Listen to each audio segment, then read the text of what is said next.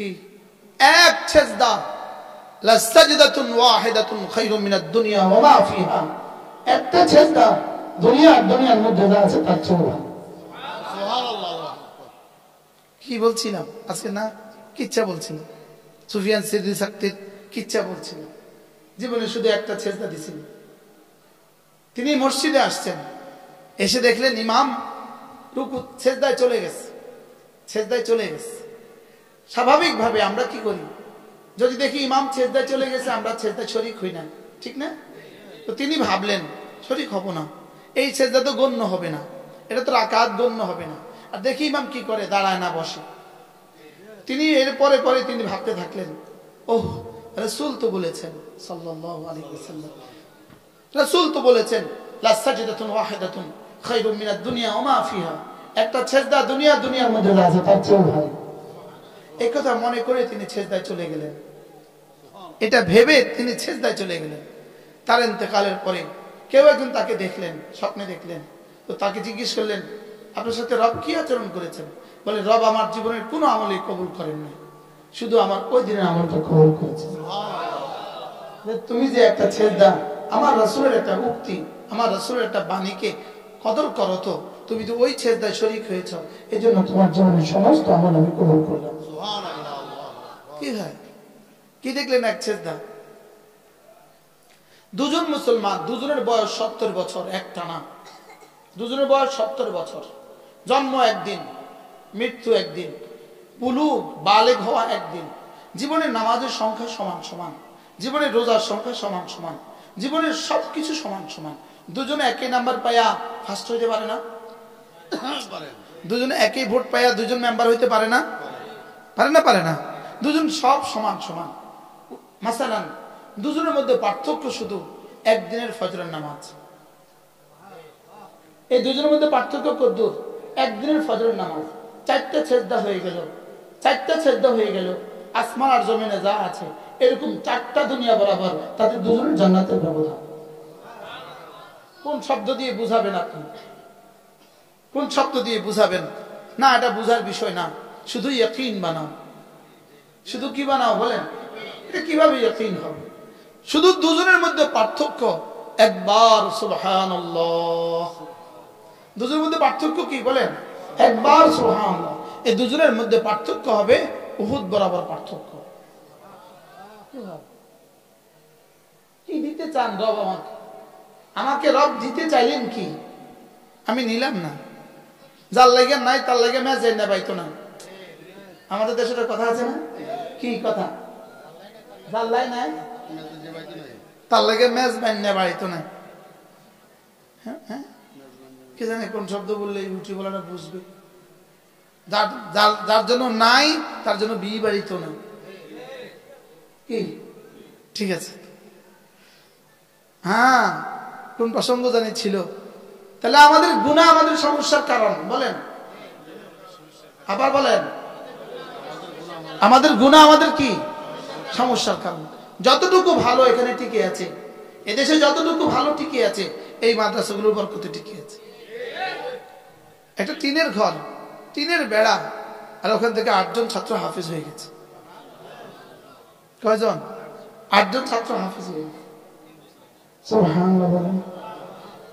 এদের সিনায় রব যেটা রেখে দিয়েছেন, এদের সিনায় যে কোরআন রব রেখে দিয়েছেন, একটা কোরআনের দাম কত? এদের সিনায় যেটা রেখে দিয়েছেন, না পুরো কোরআন নয়, 1 পৃষ্ঠার দাম কত?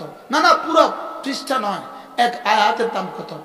আল্লাহ তাআলা নিজে বলেন, কুল বিফাদলিল্লাহি ওয়া বিরহমাতিহি ফাবিযালিকা ফালইফরাহু হুয়া খায়রুম মিম্মা ইয়াজমাউন।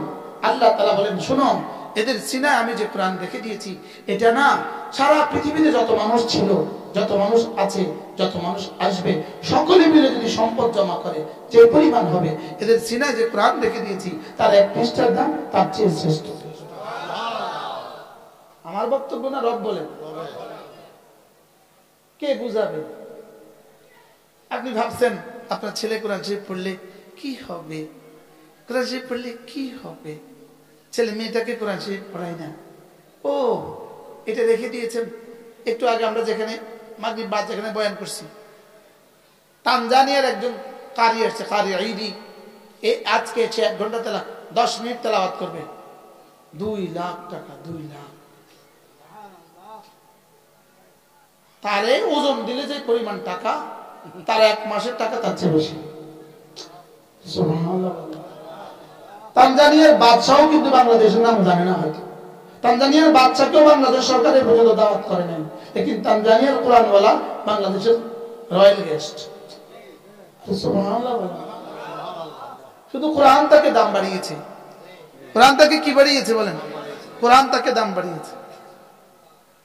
কি আপনাদের তারেক সাহেবের দাম কে বাড়াইছে? কে তারেক সাহেবকে লক্ষ্মীপুর চক বাজার জেলা জামা মসজিদে বসাই দিয়েছে? কে? তার কোরআন। সুবহানাল্লাহ।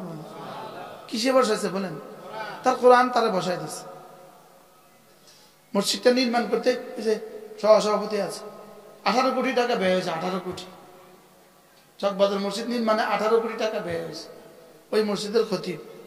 সুবহানাল্লাহ। পৃথিবীর কোন যোগ্যতা দিয়ে হয় না, শুধু তার কোরআন দিয়ে হয়েছে। কি আপনাদেরকে আমার এই নাম বসাইছে? আমি কি তা আমি জানি না। হাফেজ সাহেব তো গলাও সুন্দর, তেলাওয়াত সুন্দর, আমার তো সেটা নেই, আমার তো কোনো বুঝি না। কি হয়? এই জন্য কোরআন বলেন, কোরআন, আবার বলেন কোরআন। সুবহানাল্লাহ। হযরত আব্দুল্লাহ ইবনে মাসউদ রাদিয়াল্লাহু তাআলা আনহু তাকে জিজ্ঞেস করলেন সমস্যা কি? তিনি কি বললেন? আমার গুনাহ। বলো, তোমরা ভুলে গেছো। তিনি কি বললেন? আমার গুনাহ, আমার সমস্যা। বলো, এরা আমাদের সমস্যা আছে না নাই? বলেন, আমাদের জীবনে সমস্যা আছে না নাই? কার কি সমস্যা আছে? যতটা মাথা আছে সমস্যা ততটা আছে। কি আছে না নাই? এত সমস্যা কেন? শুধু গুনাহ। শুধু কি? হযরত আব্দুল্লাহ ইবনে মাসউদ রাদিয়াল্লাহু তাআলা ইনি না সাহাবী রাসূল, ইনি না সাহাবী রাসূল। সাহাবীর আবার গুনাহ থাকে কেমনে? সাহাবীর তো গুনাহ করার আগেই মাফ করে দিয়েছে। সুবহানাল্লাহ। সাহাবী তো গুনাহ করার আগেই কি করে দিয়েছে? সাহাবী গুনাহ করার আগেই মাফ, আর আগেই ঘোষণা দিয়েছে, যাও যাও আসহাবে বদর, যাও আমালু মা শিতুম, যাও যা ইচ্ছা করো, কদ গফরতু লাকুম, সব মাফ করে দিয়েছে। সুবহানাল্লাহ। আচ্ছা, ঘোষণাটা কেমন? সুবহানাল্লাহ। হযরত আব্দুল্লাহ ইবনে মাসউদ রাদিয়াল্লাহু তাআলা বললেন, আমার গুনাহ, আমার সমস্যা। হযরত ওসমান জবাব কি দিবেন, কি বলবেন? শুধু বললেন, হযরত হাল আদউ লাকা তাবিব, আপনি যদি বলেন আমি আপনার জন্য একজন ডাক্তার ডেকে নিয়ে আসবো, একজন ডাক্তার ডেকে নিয়ে আসবো। হযরত ওসমান ডাক্তার ডেকে নিয়ে আসবো। হযরত আব্দুল্লাহ জবাবে বললেন, কাকে ডাক্তার ডাকবা? আমরা জানি আর তাবিব, ডাক্তারই তো অসুস্থ বানাইছে। কি ডাক্তার অসুস্থ বানাইছে? কে? আমারে।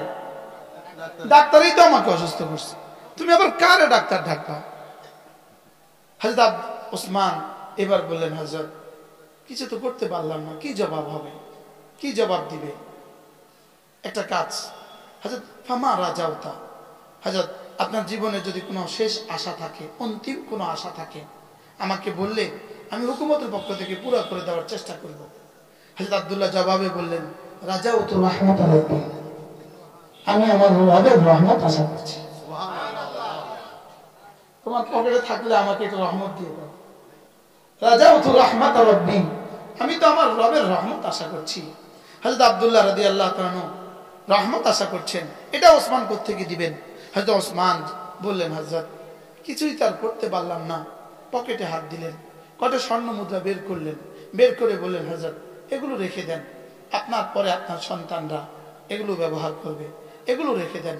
এটা বলার জন্যই আমি এই পয়েন্টটা বলেছি। হযরত আব্দুল্লাহ রাদিয়াল্লাহু তাআলা জবাবে বললেন, ওসমান এগুলো অন্য কাউকে দিয়ে দিও, এগুলো অন্য কারোর প্রয়োজন পুরা হবে, আমার এগুলো লাগবে না। হযরত আপনার সন্তানদের জন্য দিলাম, আপনার মৃত্যুর পরে ওরা ব্যবহার করবে। হযরত ওসমান বললেন, আল্লামতুহুন্না সূরাতুল ওয়াকিআ, আমি তাদেরকে সূরা ওয়াকিআ শিখিয়েছি। সুবহানাল্লাহ।